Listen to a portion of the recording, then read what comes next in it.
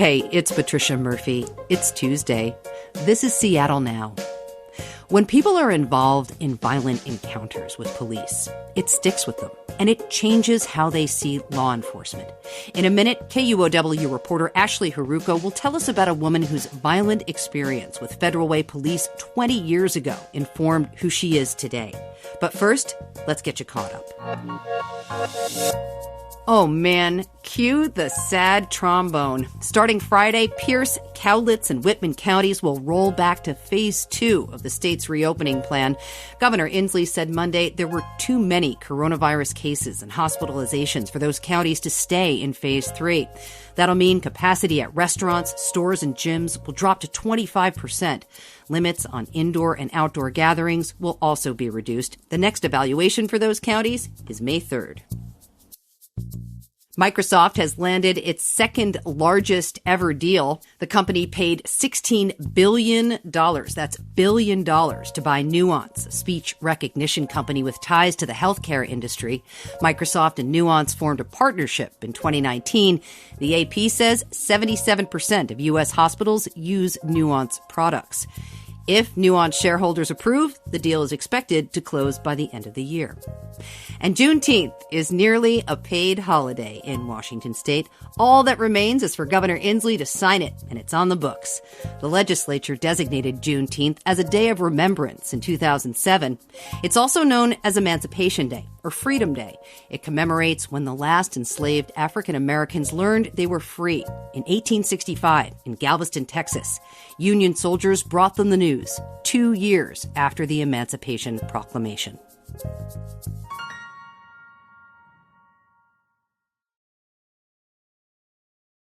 It's the third week of the Derek Chauvin trial, and just days ago, Daunte Wright was killed by police in Brooklyn Center, Minnesota. The officer said she mistook her gun for a taser in Wright's case. For some people, the images and details are difficult, but they're necessary because they shed light. KUOW reporter Ashley Hiruko spoke with a woman in Federal Way. She was thrown to the ground 20 years ago by a police officer. It changed her in a lot of ways and informs her as a parent. Just a heads up, there are some descriptions of violence in this piece. Here's Ashley. How are you doing this morning? I am doing good. That's good to hear. I recently spoke to a woman named Marquita Jackson about something that happened to her 20 years ago. She was 19 years old and pregnant at the time.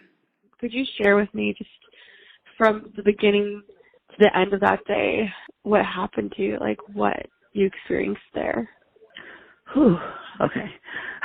It was a cool evening in September. Marquita was sitting in a car outside her family home with friends. One of them had a baby. They ate pizza and chatted and took a moment to relax. Marquita drank half of a big gulp of orange soda. It was an ordinary day for Marquita. But then 4 Federal Way police vehicles pulled up beside them. The officers said they had received a noise complaint in the area. Marquita needed to use the restroom.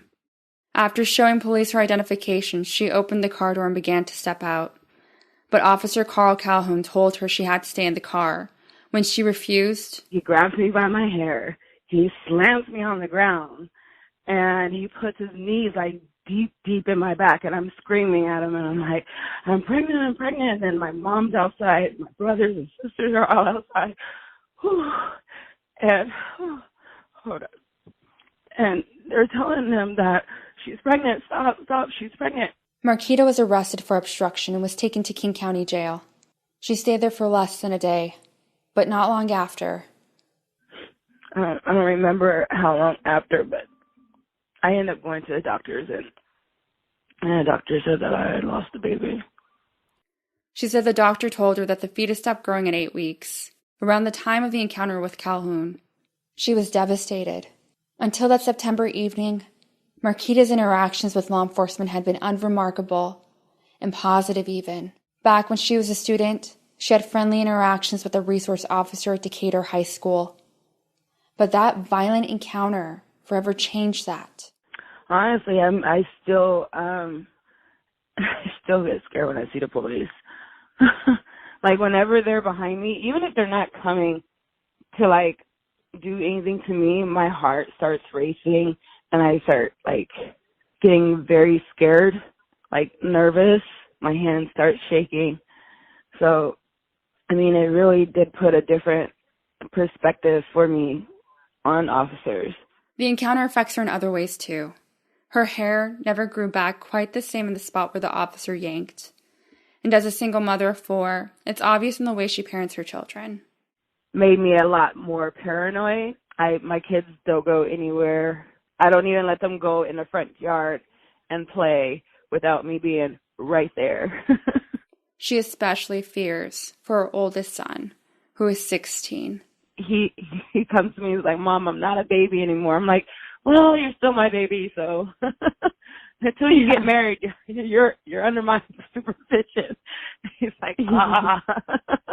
But yeah, it's definitely made me a lot more paranoid. As names of people killed by police make headlines, the years that follow police encounters and the resulting impacts are seldom discussed. But for people affected by these encounters, the effects linger. What's your biggest fear? What do you worry about? Somebody's going to kill my kids. Marquita's interaction with police, along with at least 2 other pregnant women in King County, led to lawsuits. In Seattle in 2017, Charlena Lyles, a 30-year-old pregnant black woman, was fatally shot by 2 Seattle police officers. A year before that, in 2016, Renee Davis, a 23-year-old pregnant Native American woman, was fatally shot by 2 King County sheriff's deputies. Marquita settled her lawsuit out of court with Federal Way for $42,000 in 2006. She walked away with $15,000 after legal fees. Meanwhile, she reminds her son frequently to be extremely careful in his interactions with the police. Like I told him, don't touch anything, don't grab for nothing, keep your hands where they can see it. Like even if you have to turn off your car so they don't think you're going to drive off, like take the car out the ignition, put the keys on the dashboard and keep your hands on the dashboard. And so hopefully he remembers. Wow. Ashley, that was some very powerful tape from a mom there instructing her son about how to behave when he encounters the police. I really appreciate your reporting and appreciate you talking with me today. Yeah, thanks so much for having me. You know, Marquita laughed at the end of that description of her instructions to her son, but what she is saying is so serious.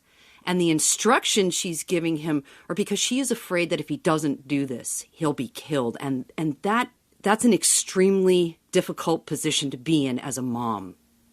It really is. I mean, I have a son, and I don't instruct my son on those things, but I can only imagine feeling the need to have to do something like that. Yeah. And this is not something that is new. And experts know a lot about this. What do experts know about how this changes the way people see the world? So, you know, the long-term effects of these kinds of incidents, it really depends on the person impacted. For Marquita, like I said, she has this physical reaction when she's near police. She starts to shake and panic. And as a mother, like you've mentioned, and had she said in the piece, she's made what she calls safe behavior around police a priority in her parenting. I spoke with Benjamin Suarez Jimenez, who's an assistant professor of neuroscience at the University of Rochester, New York, about the trauma and resulting impacts that come from police violence. When you have a negative encounter with a police officer, particularly when there's any sort of harm, there is a moral injury of sort, particularly because we grow up believing that police officers are the good guys and that we should trust them. So when you have a negative encounter or a violent encounter with a police officer, it breaks that stereotype or that mental representation that you may have of a police officer. So someone that you trust to do what's right may not be doing what's right. And Ashley, I wonder ultimately what you think we can take away from Marquita's story. I think the big takeaway from Marquita's story is that, you know, police encounters and the ways in which police choose to use force on people can impact people for decades to come. Marquita's encounter with police happened 20 years ago, and it wasn't until more recently that state lawmakers and voters really started re-examining what's considered acceptable force. Ashley, one of the things that I'm hearing a lot about as this Derek Chauvin trial plays out is this re-traumatization of people who have been negatively impacted through police encounters, who have been on the receiving end of police violence. They're seeing themselves in this trial, and they're being re-traumatized. Exactly. I think that now people are starting to identify, we're starting to identify with others on the receiving end of police violence. And people, there's just this push of enough is enough and things have to change. Ashley Hiruko, I really appreciate reporting. Thank you for taking the time again. Yeah, thank you for having me. Seattle Now is produced by Caroline Chamberlain Gomez, Clare McGrane, and Jason Pagano. Matt Jorgensen does our music. I'm Patricia Murphy. See you tomorrow.